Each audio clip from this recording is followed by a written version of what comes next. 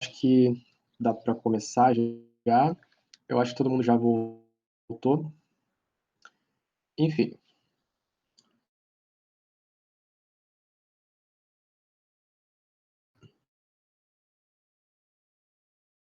vamos lá.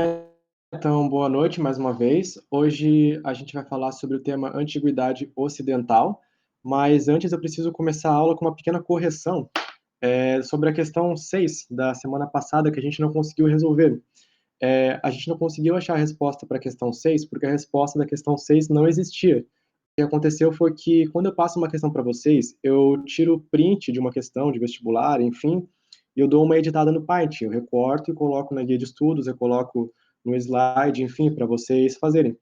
Só que o que aconteceu na questão 6 foi que eu cortei o pedaço de outra questão e misturei as questões, sabe? Então, as alternativas C, D e E da questão 6 eram alternativas de outra questão, por isso a questão 6 ficou sem fazer sentido. Essa aqui é a questão corrigida, com a sua devida resposta no lugar. Corrigindo aqui rapidinho, a invenção do alfabeto fonético pelos fenícios deveu-se basicamente a uma razão de ordem, alternativa D, econômica, para facilitar o intercâmbio comercial através do Mediterrâneo. Vão lembrar do que eu falei dos fenícios, que era um povo que navegava pelo mar Mediterrâneo, fazia vários comércios com vários outros povos, várias outras cidades. Enfim, por eles fazerem esse comércio com várias outras cidades, com vários outros povos e terem um volume comercial muito grande, eles inventaram um alfabeto fonético, que é um alfabeto bastante eficiente e que permite que fossem registradas todas as transações comerciais que eles faziam. Por isso foi inventado o alfabeto fonético, para registrar as trocas, o intercâmbio comercial que eles faziam pelo mar Mediterrâneo. Feita essa correção e feito o meu pedido de desculpa a vocês, a gente pode começar a nossa aula de hoje sobre a Antiguidade Ocidental, para falar sobre a história da Grécia Antiga, e daí na próxima aula a gente fala sobre a história da Roma Antiga. Eu vou deixar Roma para a próxima aula, porque eu pretendo começar a falar com vocês sobre o tema da filosofia, que cai bastante no vestibular do Enem, eu acho que desde sempre, e que nos últimos 3 anos, eu acho, tem caído no vestibular da UFSC. O vestibular da UFSC sofreu uma reformulação, e agora eles têm cobrado filosofia e sociologia. Na aula de hoje eu vou começar a falar sobre a filosofia, e por isso eu vou deixar Roma para a próxima aula. Então, hoje a gente fala da história da Grécia e começa a falar da filosofia grega, e na próxima aula a gente termina a filosofia grega e começa a falar sobre a Roma antiga. Acho que vocês vão lembrar também que na última aula, não, né? Monitoria, não é uma aula. Eu começo falando sobre o assunto, mas não é uma aula, é só uma monitoria, para vocês relembrarem que vocês já estudaram. Eu acho que vocês vão lembrar da outra monitoria que a gente discutiu, que as civilizações da Idade Antiga são aquelas civilizações que existiram entre a invenção escrita e a queda do Império Romano do Ocidente, cuja sede era Roma. Então, as civilizações entre esses marcos históricos eram civilizações da antiguidade. Na monitoria passada, a gente falou sobre as civilizações da antiguidade do Oriente, e agora a gente vai começar a falar sobre civilizações da antiguidade do Ocidente. As duas principais civilizações, Grécia e Roma. Por isso, vamos falar sobre a Grécia e sobre Roma. Sobre a civilização grega, de maneira geral, é importante vocês saberem que os gregos eram uma civilização que tinha uma vocação marítima e que não tinha uma unidade política. A vocação marítima dos gregos se dava porque, tal como os fenícios, os gregos, eles viviam em uma região que era pouco fértil, que era difícil para produzir agricultura. A Grécia, essa região aqui da Europa, essa península da Europa, que é cercada por várias ilhas. A península é aquele pedaço rodeado pelo mar, mas tem uma comunicação com o continente. Por exemplo, aqui é a Península Ibérica, a Península Itálica e aqui é a Península Grega, que é o tema da aula de hoje. Então, a Grécia é essa península da Europa que tem um relevo que é bastante acidentado, não é um relevo plano, por isso não é bom para agricultura. E aqui na região da Grécia predomina um clima que é o clima árido, ou seja, chove pouco aqui na Grécia, por isso é ruim de produzir agricultura, por causa do relevo acidentado e do clima árido. Então, por isso, os gregos navegam pelo mar Mediterrâneo para conseguir mercadorias, para conseguir alimentos, para conseguir trocar as poucas coisas que eles conseguem produzir na região da Grécia por outros alimentos, como trigo, cevada, enfim, tal como os fenícios. E a região da Grécia, na região da Grécia antiga, existiam várias cidades que eram cidades autônomas politicamente, eram cidades-estado, estado com E maiúsculo, porque elas tinham sua autonomia política. As questões políticas de Atenas, por exemplo, eram decididas em Atenas, à maneira deles. Em Esparta, a mesma coisa, as questões políticas eram resolvidas em Esparta, à maneira que os espartanos achassem melhor. Não existia uma, uma unidade política na Grécia antiga. A história da Grécia ela tem vários períodos. Tem o período pré-homérico, o período arcaico, clássico e o período helenístico. E eu vou falar rapidinho sobre cada um deles. Falando rapidinho sobre o período pré-homérico da Grécia, esse foi o período que tem esse nome por causa do poeta Homero, que escreveu os poemas Ilíada e Odisseia, que são poemas que contam coisas muito importantes, como a fundação da civilização grega e a Guerra de Troia, que foi aquela guerra que é famosa pela, pela atuação de um soldado grego chamado Aquiles, e que também tinha aquele cavalo, que é o cavalo de Troia. A Guerra de Troia teria sido ganha pelos gregos porque eles construíram esse cavalo de Troia e deram de presente aos troianos. Os troianos aceitaram esse presente dos gregos, só que nesse cavalo ele estava cheio de soldados gregos. Então os troianos colocaram esse cavalo dentro da cidade de Troia e de noite os soldados gregos saíram de dentro do cavalo e destruíram Troia por dentro. É isso que é contado na lenda escrita pelo poeta Homero, Odisseia. Odisseia tem alguns aspectos que são míticos, não necessariamente tudo que está escrito lá é verdadeiro, mas mesmo assim Odisseia e Ilíada são usados como fontes históricas. Dali se tira muito do que se conhece hoje sobre a civilização grega, mas tem alguns pontos ali que talvez não sejam verdade. Talvez não seja verdade que tenha existido esse cavalo, mas enfim, é o que fala em Ilíada e Odisseia. Então, o período pré-homérico é esse período de antes de ter nascido o poeta Homero. O Homero ele teria escrito uma história da fundação da cidade, da fundação da civilização grega, que tem alguns pontos que são verdadeiros e que são aceitos pela história. O período pré-homérico foi o período em que foram fundadas as primeiras colônias na Grécia Antiga. Então, as primeiras colônias foram fundadas por uma civilização proveniente aqui da ilha de Creta, que também era uma civilização de pessoas que navegavam pelo mar. Os cretenses dominaram o mar Egeu e fundaram várias colônias aqui na Ásia Menor e também na região da Grécia. Então, os cretenses foram as primeiras pessoas a povoar a região da Grécia. A região da Grécia também foi povoada por outros povos, como os aqueus, os eólios, os jônios, que também fundaram suas colônias na região da Grécia. E é importante saber também que na Grécia Antiga houve a chegada de um povo, que era um povo militarizado e um povo bastante agressivo, que era o povo dório. O povo dório ele chegou na Grécia e ele causou um certo pavor nas pessoas que estavam ali fundando suas colônias na região da Grécia, como os cretenses, os eólios, os jônios e os aqueus. Esses povos ficaram assustados com o povo dório, que era bastante agressivo, e essas pessoas foram então migrando para o interior da região da Grécia, foram migrando para a periferia da Grécia com medo do povo dório. E isso foi o evento que ficou conhecido como Primeira Diáspora. Diáspora, que quer dizer dispersão. Então, o povo grego se dispersou para o interior da Grécia, para as regiões mais seguras, para se proteger do povo dório.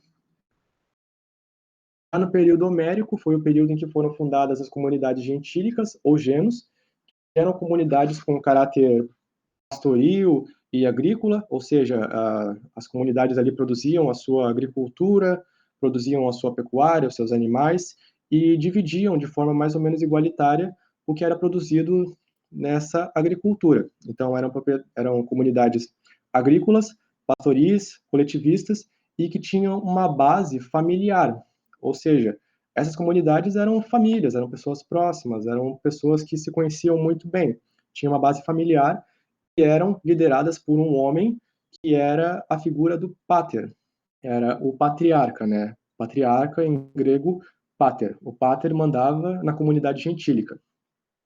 Só que, como eu já falei para vocês, a região da Grécia é uma região que é muito difícil de produzir agricultura. É uma região que tem poucos lugares em que se tem um solo fértil. Por isso, por essa escassez de solo fértil, com o passar do tempo começou a haver conflito nas comunidades gentílicas pela posse da terra. O resultado disso foi que somente conseguiram a terra aquelas pessoas que eram mais próximas do patriarca, do pater. Então, as pessoas que não eram tão próximas do pater, as pessoas que não tinham parentesco tão próximo ou que não eram parentes do pater, acabaram ficando sem terra e acabaram migrando para o interior, para a periferia da Grécia, à procura de terras férteis onde eles pudessem cultivar. Se tornaram pessoas sem terra, se tornaram pessoas empobrecidas. E essa foi a segunda diáspora, a dispersão do povo grego para o interior à procura de terras férteis. Aqueles que eram próximos do pater, aqueles que eram chamados de eupátridas, se tornaram as elites locais das polis gregas, tornaram as elites locais de cada polis. Então havia eupátridas, que são as pessoas próximas do pater, que são as pessoas com terra, com riqueza, que se tornaram a elite da Grécia. Haviam a figura do eupátrida, tanto em Atenas quanto em Esparta, Éfeso, Mileto, as cidades gregas tinham essas figuras, esses eupátridas, que eram as pessoas que detinham a terra, que antigamente era a riqueza das civilizações antigas, e que se tornaram as elites locais, os eupátridas, pessoas próximas do pai, pater. E também no período homérico foram fundadas as primeiras polis gregas, polis que em grego quer dizer cidade. Aqui a gente tem uma, uma construção que é provavelmente um teatro em que aqui os gregos interpretavam as suas obras de drama e de comédia, que são as duas principais formas de teatro na Grécia. E aqui a gente tem uma acrópole, que em grego quer dizer topo da cidade. Aqui eram decididas as questões políticas, por exemplo, da cidade de Atenas, enfim. O período homérico tem essas características aqui, a fundação das polis, e também as comunidades gentílicas e a segunda diáspora. É isso que é mais importante do período homérico. No período arcaico, a gente tem a ascensão de duas cidades-estado gregas, que são as mais importantes, que são a cidade de Atenas e Esparta. Eu vou falar rapidinho sobre a cidade de Atenas aqui para vocês. A Atenas, ela é importante por ter sido a cidade-estado onde foi fundada a democracia, que é o regime político que existe na maioria dos países hoje. E nela houve o Código de Drácula, a Reforma de Solon. Contando rapidamente a história política da Grécia, de Atenas, é assim: Atenas inicialmente tinha um monarca, então Atenas era uma cidade que tinha um rei, e tinha esse poder concentrado na mão de uma só figura, na figura do monarca, na figura de uma só pessoa. Isso incomodava as elites locais, incomodava os eupátridas de Atenas. Então, o que os eupátridas de Atenas fizeram foi depor esse rei, e eles fundaram uma oligarquia. Mono, em grego, quer dizer um. Então, monarquia é um só no poder. Oligarquia, em grego, quer dizer poucos no poder. Então, esses eupátridas, essa elite local, governou a Grécia por muito tempo. Só que esse poder concentrado na mão de poucas pessoas desagradava o resto da população ateniense, que começou a exigir mais direitos políticos, que começou a se revoltar, e essa revolta, esse conflito social, fez com que fosse necessário se redigir um código de leis para diminuir um pouco o poder do oligarca, para tentar diminuir os conflitos sociais também. Então foi redigido o Código de Drácula, que limitou um pouco o poder do oligarca. O oligarca, ele passou a não ter mais um poder absoluto, mas ele tinha um poder que era limitado pela lei do Código de Drácula. Mas o Código de Drácula não foi o suficiente. A população grega continuou requerindo mais direitos, continuou se revoltando, continuou havendo problemas sociais, e por isso foi necessário mais uma reforma, que foi a Reforma de Solon.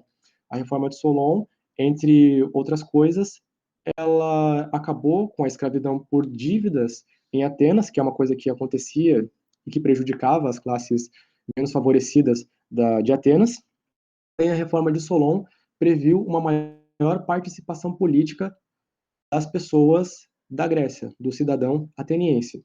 Só que esse aumento de poder para os cidadãos atenienses, para o grosso da população ateniense, desagradou novamente os eupátridas, desagradou novamente a oligarquia, que queria ter o seu poder de volta.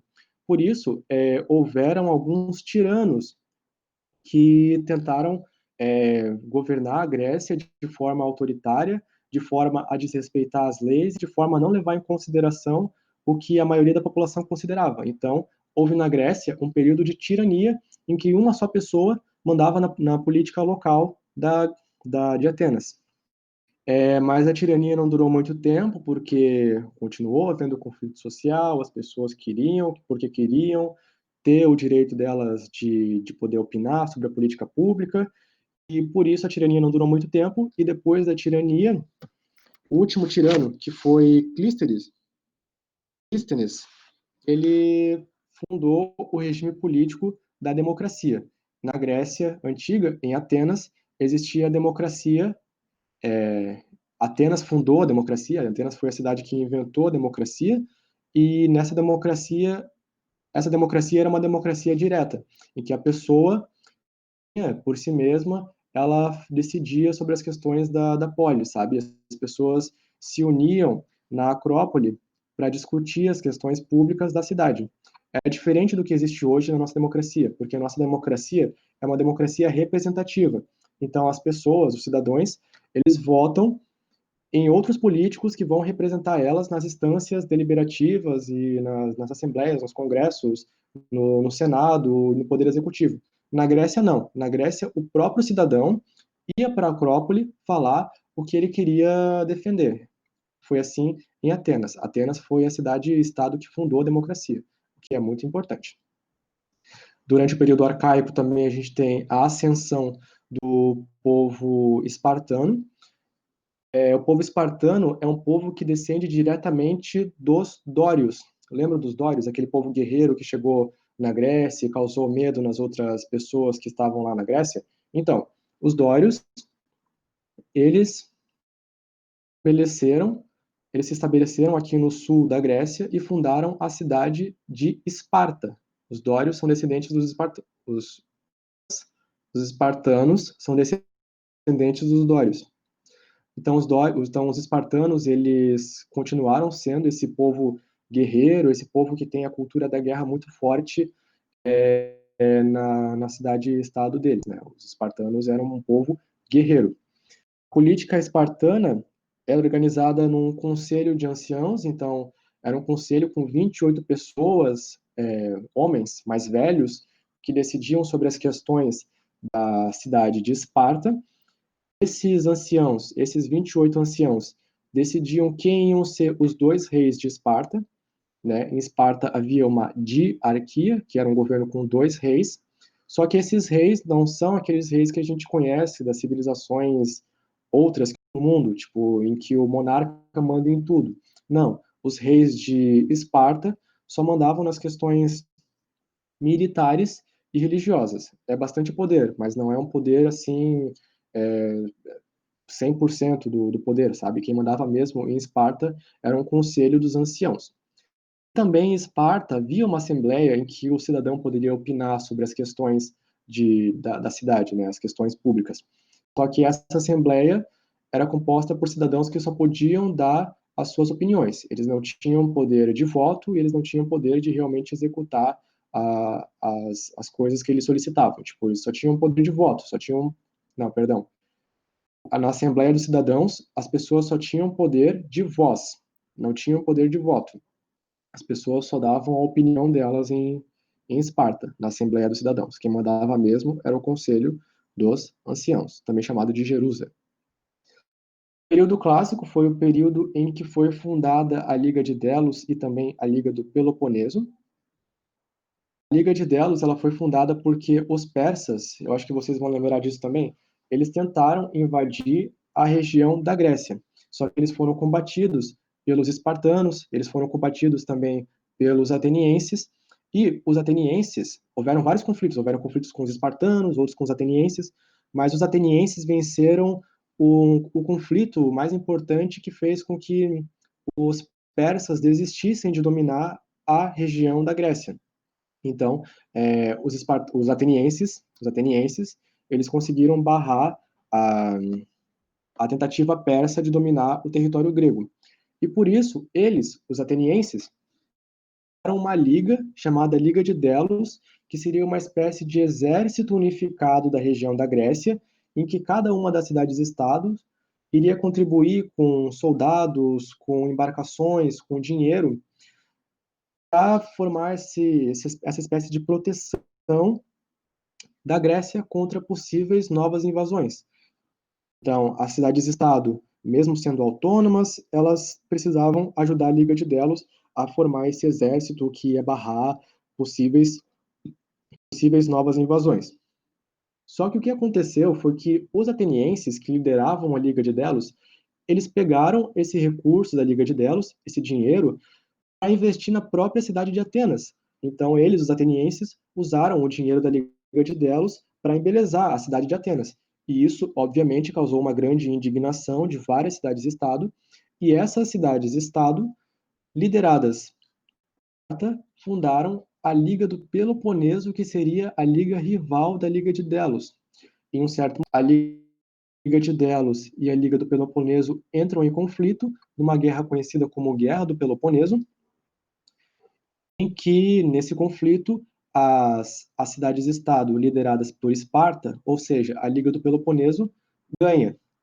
Só que, depois dessa guerra, tanto o exército de Atenas quanto o exército de Esparta, tanto o recurso de Atenas quanto o recurso financeiro de Esparta, foi muito gasto para que houvesse essa guerra. Foi uma guerra em que, apesar de Esparta ter ganho, toda a Grécia acabou sendo prejudicada, porque esse conflito ele gastou muita energia, muito recurso militar, muito recurso financeiro, e a Grécia acabou se tornando uma região enfraquecida e empobrecida pela guerra, tanto que se tornou um lugar muito vulnerável para a invasão de novos povos. E foi uma questão de tempo até os gregos serem invadidos pelo povo macedônio, no período que ficou conhecido como período helenístico. Então, o povo macedônio, que foi um povo que dominou uma região muito grande de terra, muito grande mesmo, eu acho que vocês podem ver aqui, eu não sei se vocês conseguem ver certinho aqui,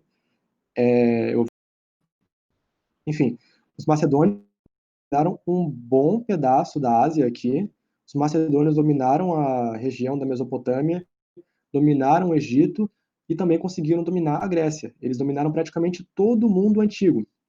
E o rei que conseguiu dominar a região da Grécia foi o Felipe II.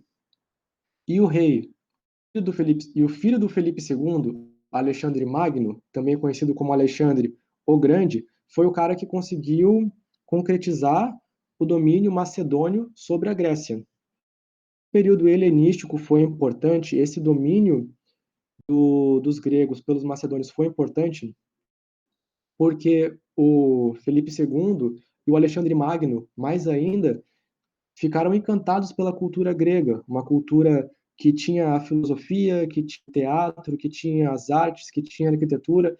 Eles ficaram apaixonados por essa cultura, espalharam a cultura grega por todo o território dominado pelos macedônios. Então, a cultura grega se espalhou no mundo inteiro nesse período que ficou conhecido como período helenístico. Basicamente, essa a história da Grécia. Alguém ficou com alguma dúvida sobre isso? Sobre alguma coisa que eu falei? Vou tomar uma aguinha aqui, daí a gente pode falar da parte de filosofia.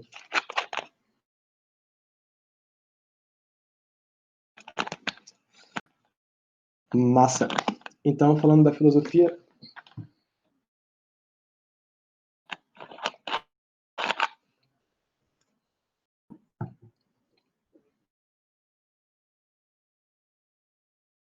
Então, falando da filosofia, vai ser bem rápido. Filosofia, em grego, philo quer dizer amigo, e sofia quer dizer conhecimento. Então, filosofia quer dizer o prazer, o gosto pelo conhecimento, a busca pelo conhecimento. E a filosofia a gente conhece hoje, ela foi fundada, ela foi é, concebida na Grécia.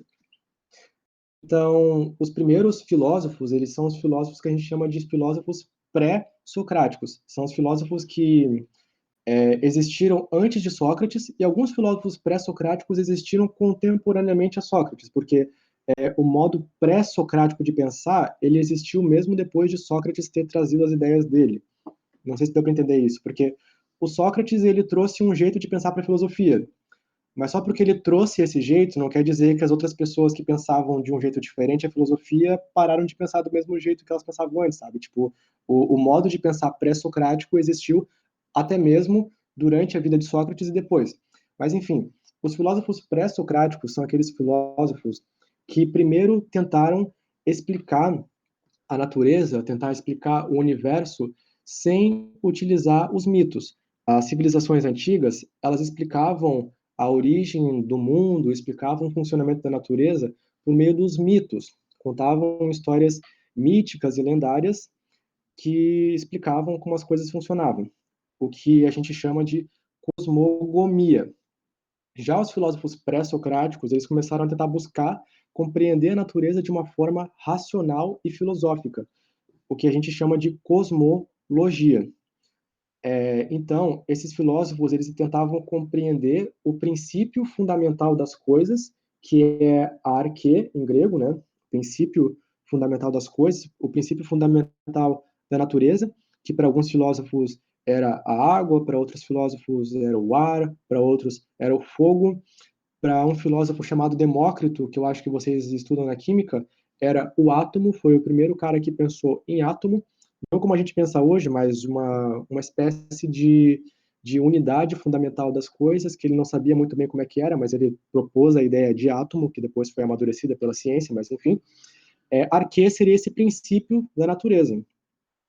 Physis seria a natureza em si. Então, logos, que significa lógica, seria a explicação lógica e racional da arquê, que é o princípio fundamental das coisas, e da physis, que é a natureza. Dois filósofos pré-socráticos importantes foram Parmênides e Heráclito.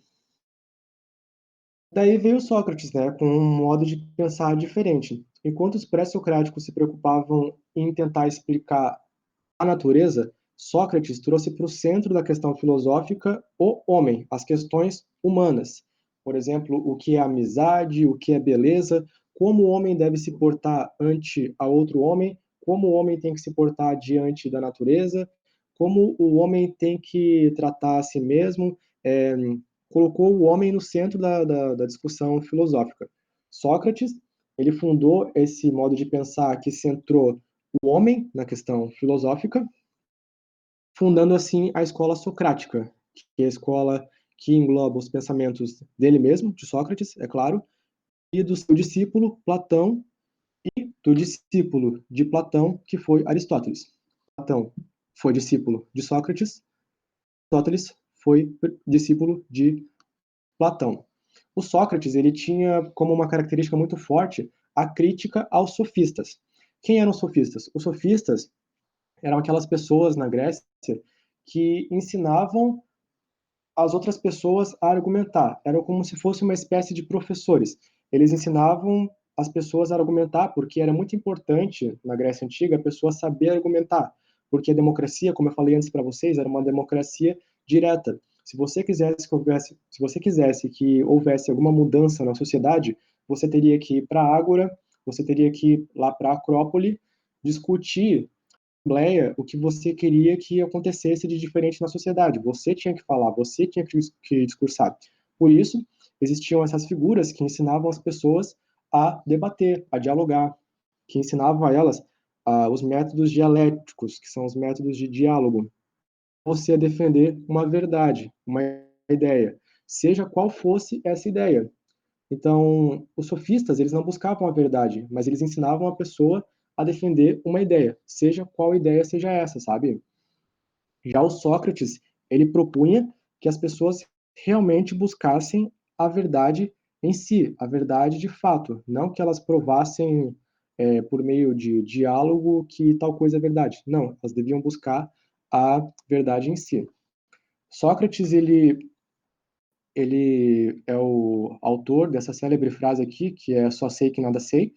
Sócrates, ele admitia a ignorância dele, e por admitir a ignorância, a pessoa, ela se sente desconfortável e tende a buscar a verdade. Então essa é a ideia que Sócrates queria passar para as pessoas, que elas compreendessem que elas eram ignorantes, que elas não sabiam o que elas pensavam que sabiam, que elas buscassem a verdade. O método socrático envolve esses 4 termos aqui. O Sócrates, ele andava pelas ruas de Atenas e fazia perguntas às pessoas. Ele convidava as pessoas a um diálogo. E nesse diálogo, o Sócrates provava para elas que elas não sabiam o que elas pensavam que sabiam. Sócrates usava o método da exortação, que é convidar a pessoa a buscar a verdade. E como ele fazia essa exortação? Indagamento. Ele questionava a pessoa. Ele perguntava para a pessoa se ela sabia o que era beleza. A pessoa dizia que, obviamente, sim, ela sabia o que era beleza. Então, Sócrates perguntava: me explique o que é beleza. E a pessoa ou ficava em silêncio, não sabia responder, ou a pessoa inventava uma resposta, inventava um discurso, tinha um discurso pedante, arrogante, e ficava inventando um monte de abobrinha, mas não dizia de fato o que era beleza, porque a pessoa não sabia. E quando Sócrates recebia essa resposta da pessoa, essa resposta inventada, essa resposta cheia de firula que não dizia nada, Sócrates usava o artifício da ironia.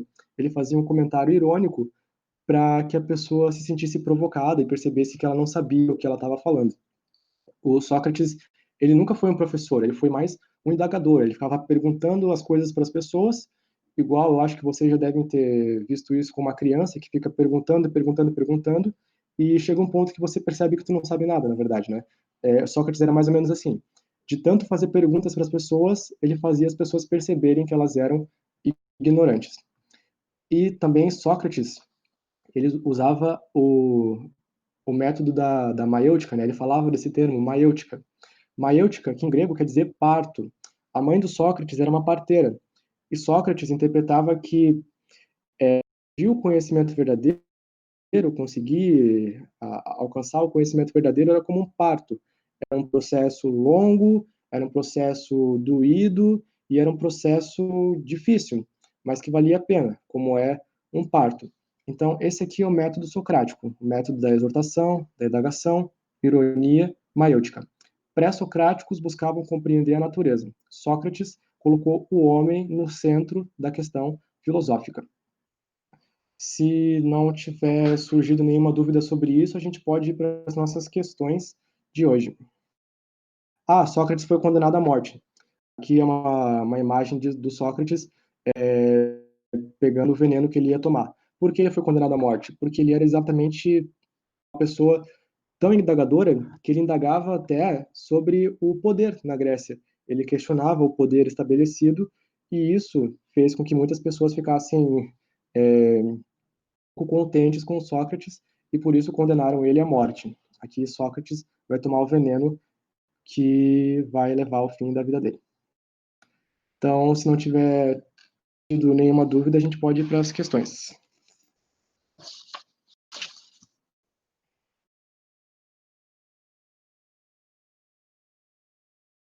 Ele podia colocar aquele negocinho lá de apertar a questãozinha certa.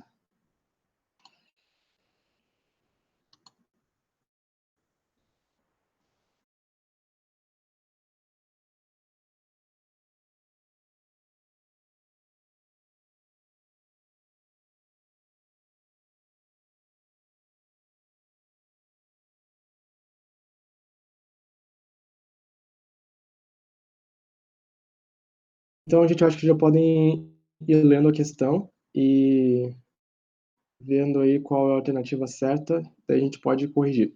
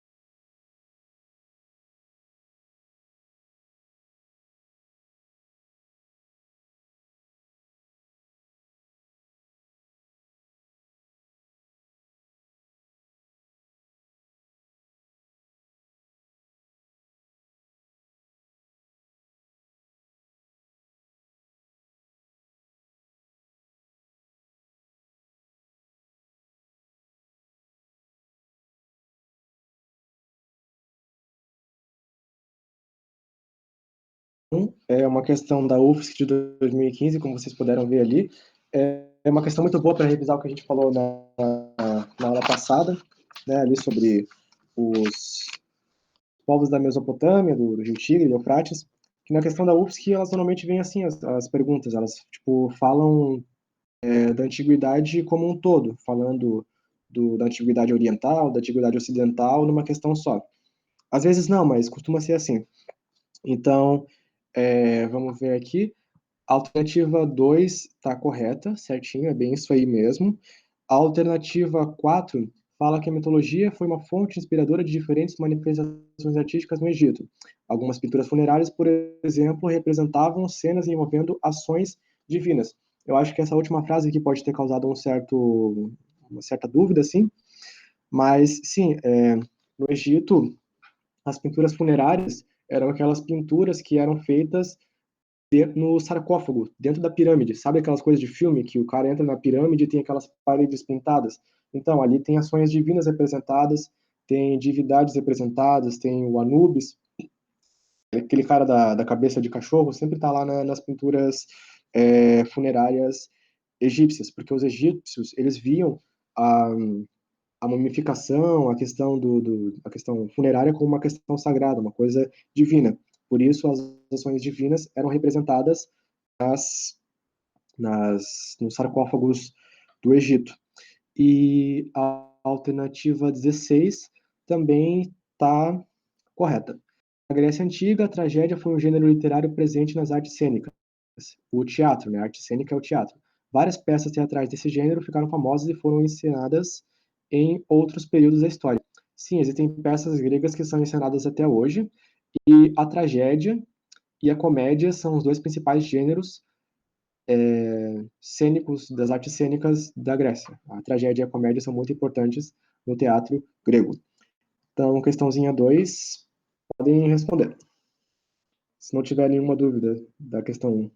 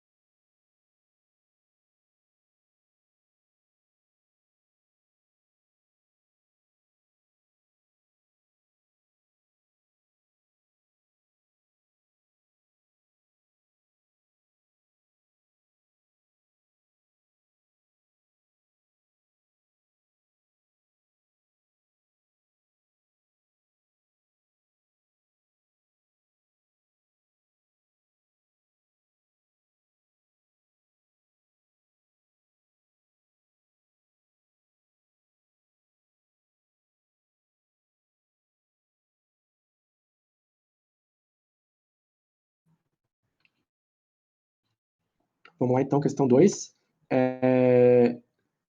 A alternativa um aqui, eu acho que foi meio traiçoeira, né? Ninguém teve coragem de ir nela, porque ela é meio esquisita mesmo, mas ela tá certa. Ela fala que o advento da polis e, portanto, da vida política estabelece uma possibilidade de ruptura com o universo heróico mítico, de explicações das coisas mundanas. Olha só que coisa louca essa frase aqui, né? Mas tá certo. O advento da polis significa a estruturação da cidade grega, né? Com a Acrópole, com aquele ambiente de discussão e tal. Então, a cidade, o desenvolvimento da polis, com a fundação da Acrópole, das discussões públicas, é fundamental para o estabelecimento da vida política. Então, a fundação da polis está diretamente ligada à fundação da vida política. E essa vida política em que as pessoas têm que argumentar sobre as coisas públicas, falar em público, pensar sobre as coisas e depois ficar discutindo ali, toda a dialética, a coisa do diálogo entre as pessoas, foi fundamental para o desenvolvimento da filosofia na Grécia. A polis fez com que se desenvolvesse a vida política. E a vida política, o diálogo, a dialética, o discurso, fez com que nascesse a filosofia. A filosofia representa justamente essa ruptura com a explicação heróico, heróica e mística das coisas. Tipo, o mito ele caiu por terra graças ao início da filosofia. E por isso as coisas do mundo, as coisas mundanas, passaram a ser explicadas de maneira racional. Conseguiram entender isso? Um pouco fácil. Entenderam?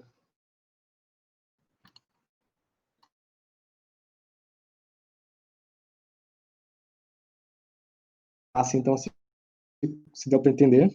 É, a outra alternativa, alternativa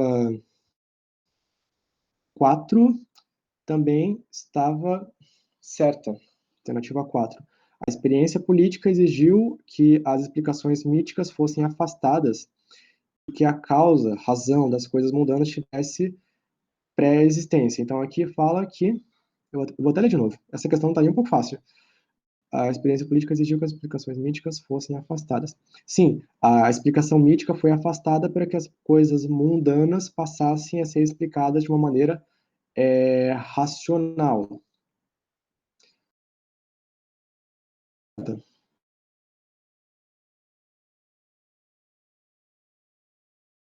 A explicação, a razão das coisas tem uma pré-existência, sabe? Tipo, não é que a coisa foi fundada por um mito.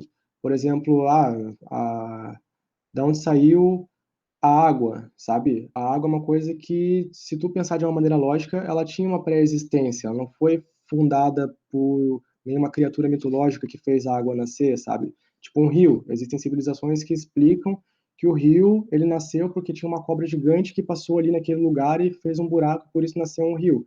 Mas não, se tu pensar de forma racional nas coisas, tu vai saber que existia esse rio já anteriormente, esse rio tinha uma pré-existência. Espero que vocês tenham entendido isso, porque é realmente bem difícil. Na verdade, essa frase aqui é bem complicada de entender. Mas, enfim, a questão 4 está certa. A alternativa 4 está certa. E as outras estavam incorretas. Ninguém assinalou as outras, então a gente pode partir para a próxima.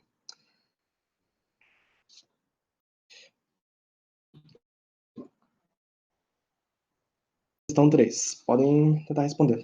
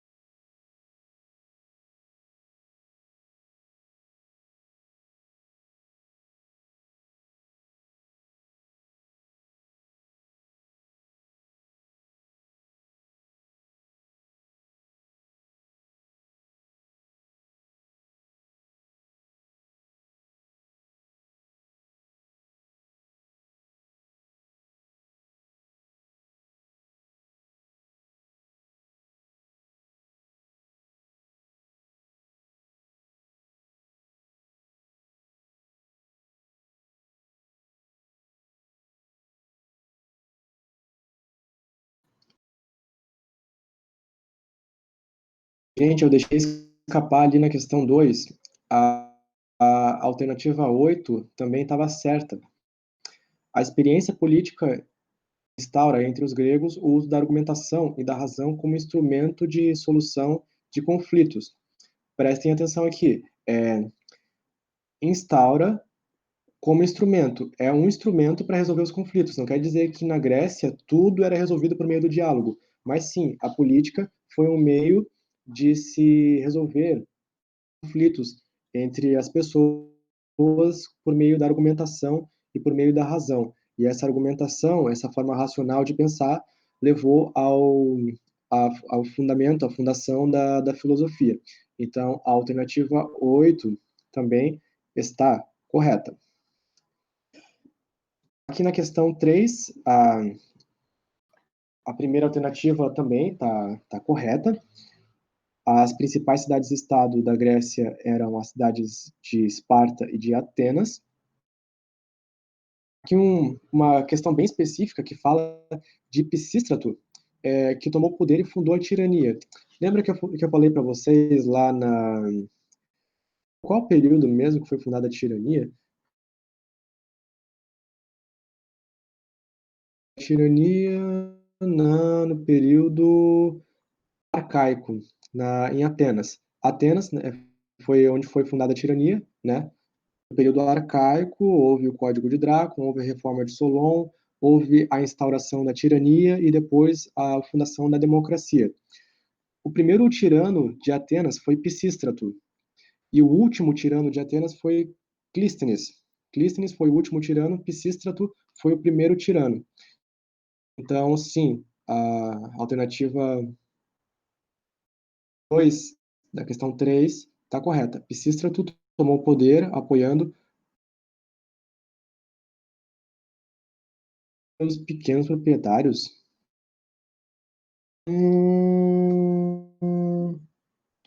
Olha só, é questionável, né? A resposta oficial dessa questão eu vi no gabarito. Agora essa questão aqui tá certa, tá, gente? Não é que tá errada. Mas é questionável, sim, porque pequenos proprietários, não sei, né? É um pequeno grupo de pessoas. Mas enfim, no gabarito tá certo. Não sei. A questão alternativa um tá certa de fato.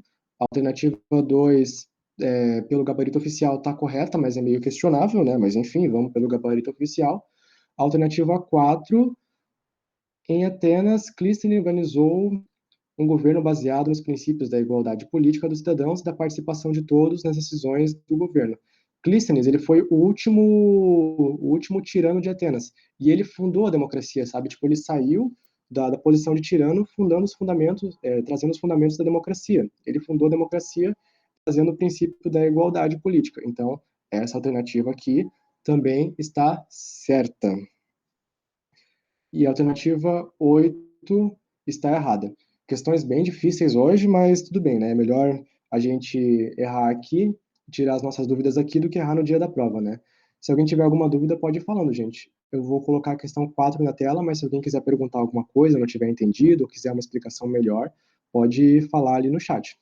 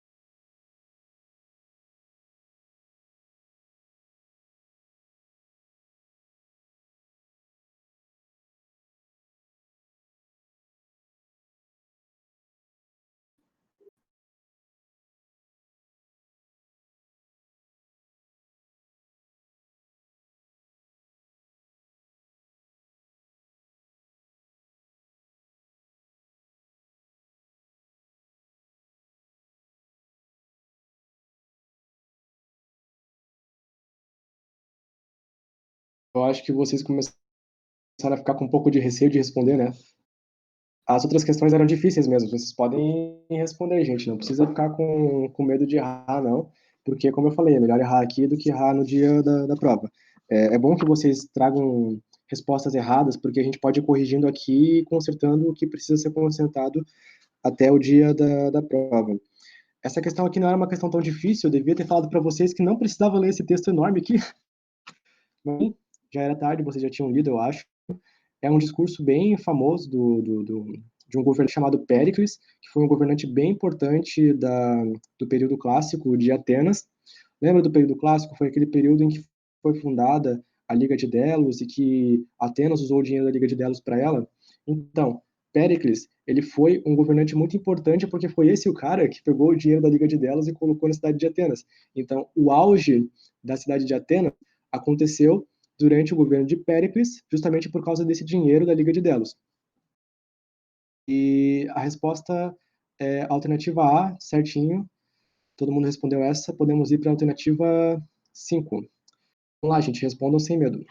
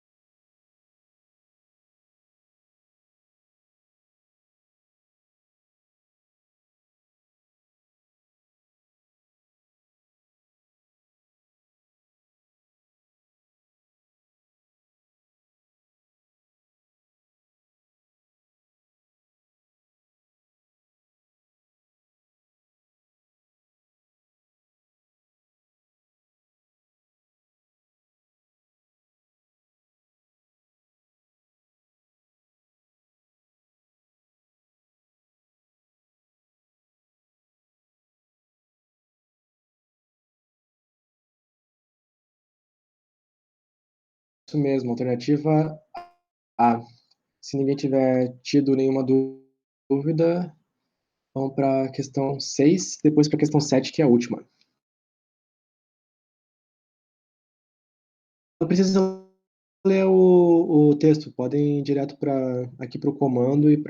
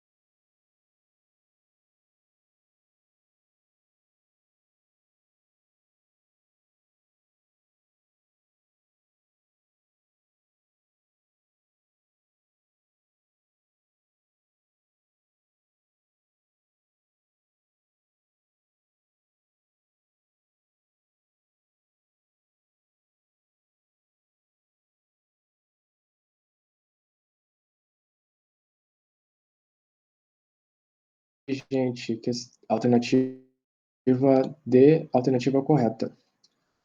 Sabem, né? Caso haja dúvidas, podem perguntar no chat.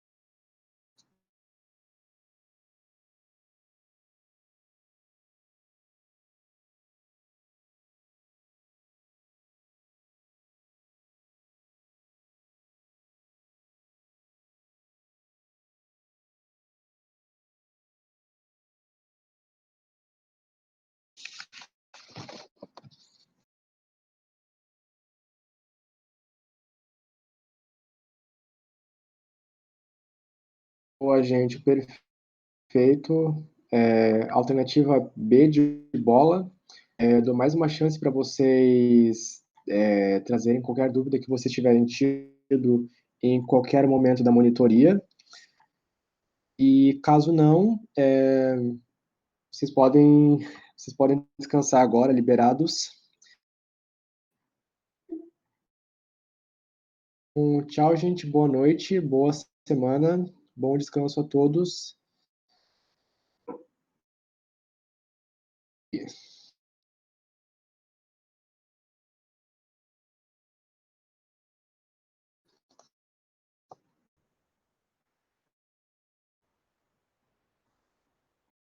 E fiquem em casa, bebam água e lavem as mãos. Valeu, galera.